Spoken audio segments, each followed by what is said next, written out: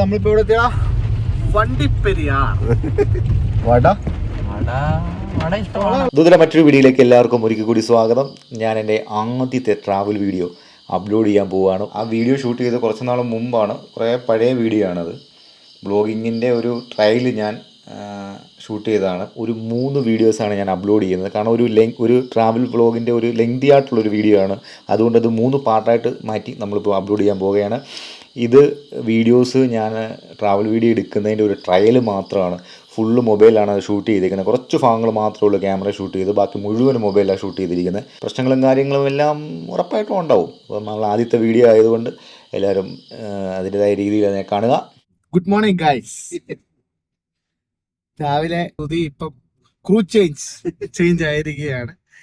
എന്നിട്ട് ഞങ്ങളിങ്ങനെ അങ്ങോട്ട് പൊക്കോണ്ടിരിക്കുകയാണ്. ശ്രീനാഥ് ഇങ്ങനെ അവിടെ കുളിച്ച് കുറിയൊക്കെ തൊട്ട് അവിടെ വെയിറ്റ് ചെയ്തിരിക്കുകയാണ് രാവിലെ പോലെ. ഇനി വരാതിരി കാണണം.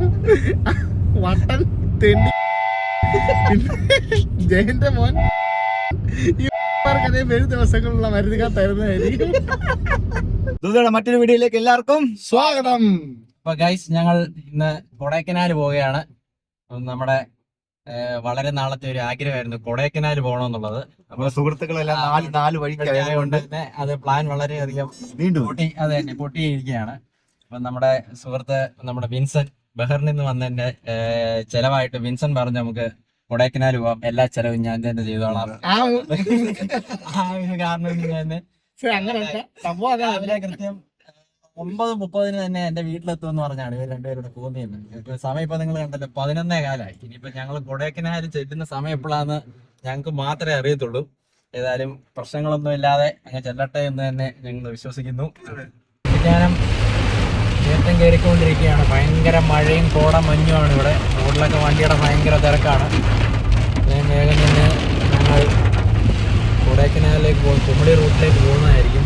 അവിടെ കണ്ണ് കാണാൻ വയ്യാത്ത മഴയും കോടമഞ്ഞുമാണ്. കുട്ടിക്കാനം ജംഗ്ഷനിൽ ഞങ്ങൾ പോയിട്ടിരിക്കുകയാണ്. ഇതിൽ കൂടുതൽ എന്തോ കൊടുക്കുന്നു സുഹൃത്തുക്കളെ. സൂപ്പർ മഴ ഒന്നും കാണാൻ പറ്റുന്നില്ല. എല്ലാം കാണാൻ പറ്റുന്നുണ്ടോ? നമ്മളിപ്പോ വണ്ടിപ്പെരിയാർ എത്തിയിരിക്കുന്നു. ഇത് ബോർഡർ ഇല്ലോടാ? ഏതാ ഇത്? ബോർഡറൊന്നുമല്ല, ഈ തമിഴ്നാടിന്റെ ഇതിന്റെ അല്ലല്ല, അത് കുമളി അപ്പുറം. നമ്മൾ വണ്ടിപ്പെരിയാർ എത്തി. വണ്ടിപ്പെരിയാർ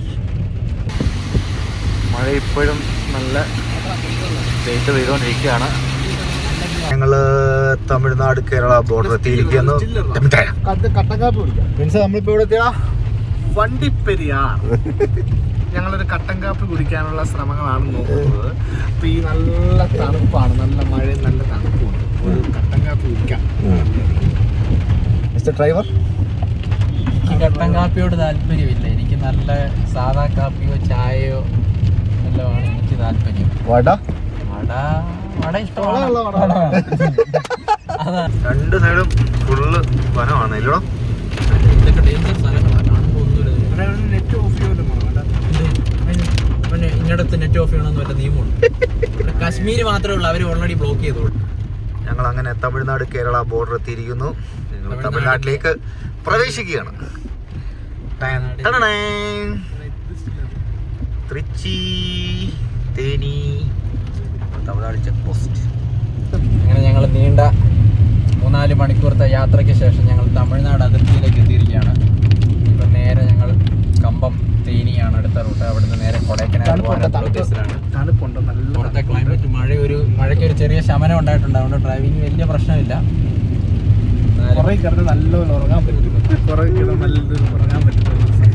കാലാവസ്ഥ ഇതുപോലെ തന്നെ നിൽക്കുകയാണെങ്കിൽ ഞങ്ങളുടെ വൈകുന്നേരം ഒരു 6-7 മണിയോടുകൂടി കൊടൈക്കനാൽ എത്തുമെന്ന് വിശ്വസിക്കുന്നു.